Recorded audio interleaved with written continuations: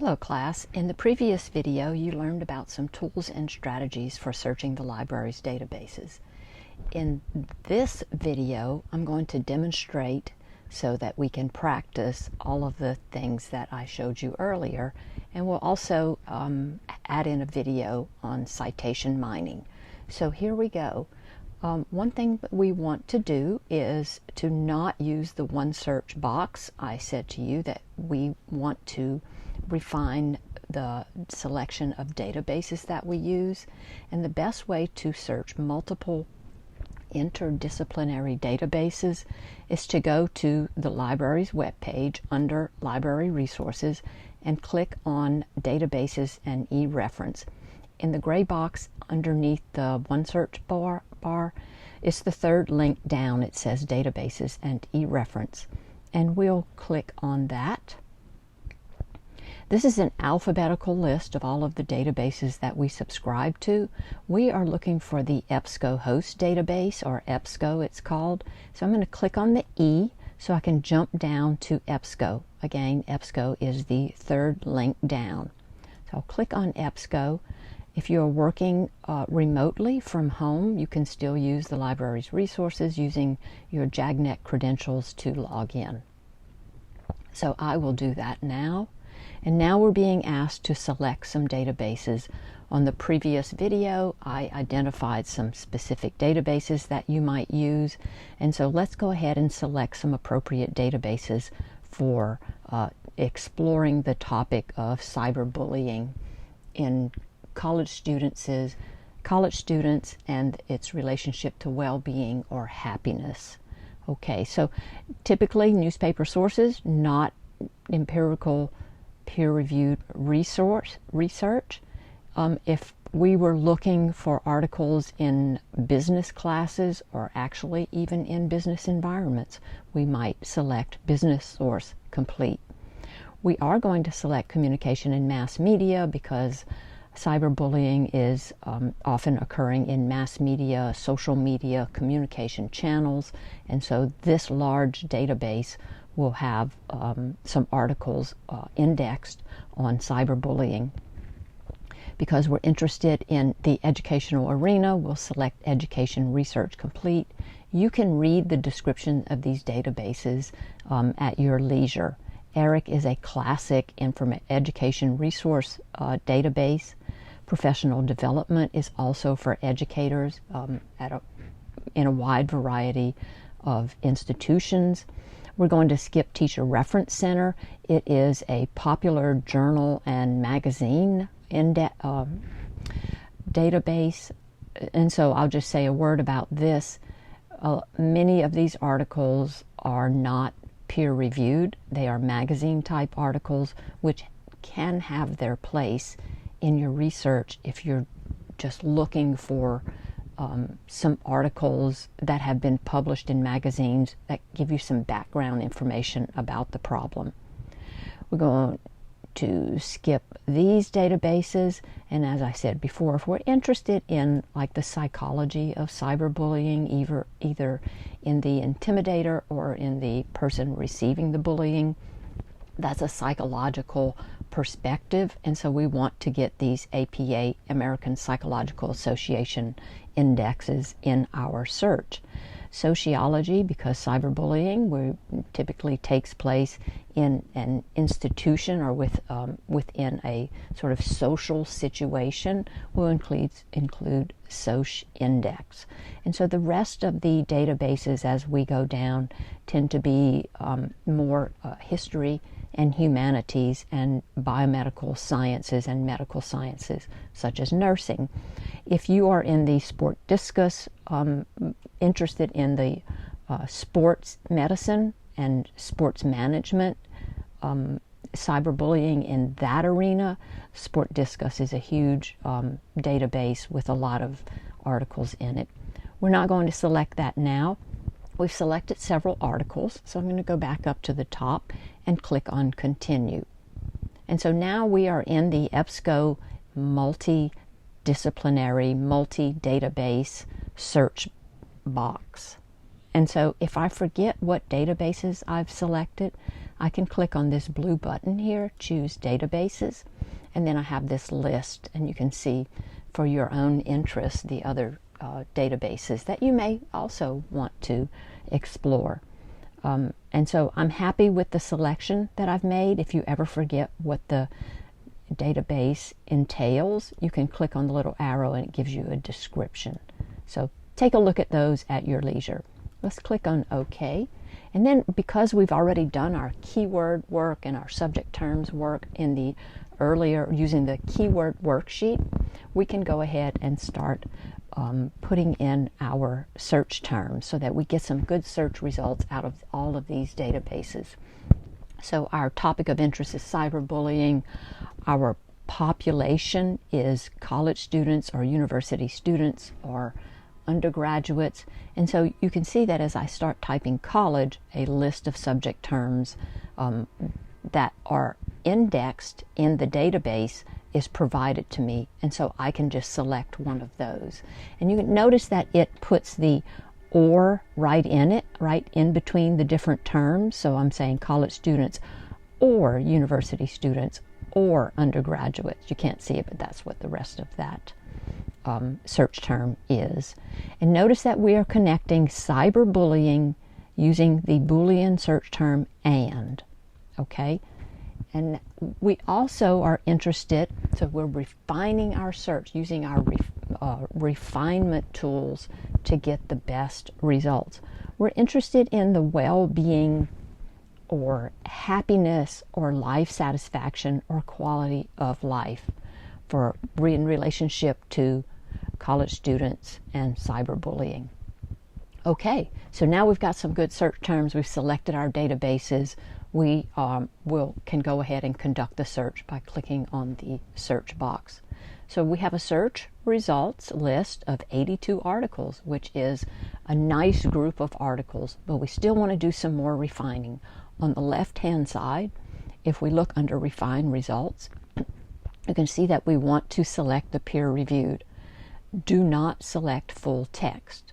The reason we don't select full text is this article, the first article, is a citation, so it's indexed, the citation to this article. The actual full text of the article exists in a database that is not EBSCO, but still we've connected it, and we can use this full text finder link to find the article in the other database. Okay, so we don't want to check full text, we want to select peer reviewed.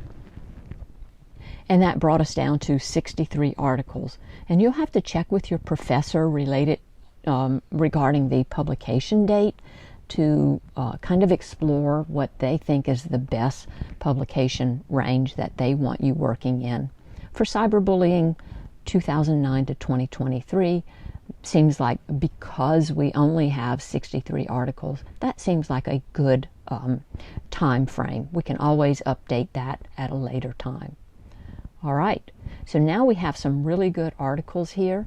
Notice that I can see the entire abstract. If you are doing this search and you don't see the entire abstract, you want to go over here to Page Options and make sure that the radio button for Detailed View is checked, and then you'll go down and click on Apply. So this is important to the way that the strategy for conducting searches. I have this great result list of 63 articles, and so I can read the title, I can read what journal it is published in, and the publication date. So this is a very recent article published in 2023. And the highlighted terms within the abstract reflect the keywords that we have searched on. So I'll browse this abstract and think, oh yeah, I want to read this study in depth, or I want to scan the entire study. So I'm going to go over here to this folder and put it, this blue folder, and click on it and say, please put that in a holding workspace for me. This folder that I'm putting these articles in is a workspace, because right now I'm in this mode of sort of high level searching for articles. The other thing that you want to pay attention to is underneath the abstract there are some additional search terms and keywords that we could use to conduct another search. So this is both an art and a science. So you won't conduct just one search. It is very likely you will conduct multiple searches, refining your search results until you get exactly the population, the conditions or phenomenon, and the kinds of interventions or programs that you are interested in. Okay? So we would go through this list: college students' utilization of social networking sites. Maybe I'm interested in that. I need some background information about how college students use social network sites. So I'm going to put that in the folder. Cyberbullying in Hong Kong and Chinese students, the relationship between cyberbullying. Okay, well, let's look at that one. Okay, so get it, you would just go through here, go through this list and thinking, I'm just high level going, yeah, I want to read about positive and negative effects. I'm going to browse these articles to fill in some background information for myself about this whole topic. I'm just starting to research this topic. Now, I've put several articles into the EBSCOhost folders as its account, as it is called, and it is a workplace for me to store articles. So I go up to the top of the page. Notice that this blue yellow folder in the blue menu is open, and it says folder has items. And if I click on that, I can see the 6 articles that I've just put in that folder. Now, the way to use this, the smart way to use this, is to go ahead and use this strategy to get at least this far. You would want to review some more of the articles in the result list. And then maybe you have to go to your job, or you got to go to another class. You're doing this at a break time. You can save these articles by putting them in the folder. Now, if we close this browser right now, we won't be able to access these articles. You will need to sign in and get an EBSCOhost folders account. In the guide that I am showing you, where this video will be stored, there's a video on how to get an EBSCOhost folders account. But it is a matter of clicking sign up, filling out this short form, and then getting an account. Remember your email and password for it, because this is where it's a workplace for you. Okay? And so the great thing about this is I could select all of these articles right here and export them into a bibliographic management system, or I could click on this email, and it would email all of these publication information. So not the entire article, but the publication, this information right here that we're looking at, abstract, title, etc. Okay, so I'm going to go back to the result list. You're going to get your EBSCOhost folders account, and then you're going to use that as you start doing your research. Now, let's take a look at this article here and demonstrate how the full text finder works. I'm really interested in this article, and it says it's in full text finder. So it's not in EBSCO. Let's click on full text finder. It opens in a new web page, and it says this article is available in the Education Research Complete. There's a 1-year delay, full text delay. So this article was published in June of 2023. The 1-year delay says that we cannot get this article until June of 2024. This is just the way that the licensing works for our access to results. But the next one down, modeling the factors related to sensibility in cyberbullying, it says I can get the HTML full text or I can get the PDF full text. I didn't put that one in my folders. Let's look at one that is actually in my folder and has the full text. So the yellow folder indicates I've put this one in my EBSCOhost folders, and I can click on the PDF full text right here. Okay, when I do that, you'll notice that I have some tools on the right hand side, and in another video, in the next video, I'm going to talk to you about those tools. And I'm also going to talk to you about citation mining. Okay, so here we've conducted a search. We have a good search results, good number of search results that all, I've browsed the titles, they all seem relative and relevant to my study. And so this is an example of the best search results that you would share with me. You would be using your own top keywords from your own study. So don't use this one. This is how you will share your best search results. You'll go, when you're looking at the search results, notice that it says, this is very important, don't share with me just one article. I don't want to see your best article. I want to see a list of your best search results, which will include multiple articles. You'll go to share, and then down at the bottom, click on use permalink. Right down here, you'll copy, and that's what you're going to paste in the keyword worksheet, which is the assessment for this module. Okay? So looking at your search results, we have 63 search results. Click on share and click on and highlight use permalink. It's a persistent link to search this. I'll show you how that works.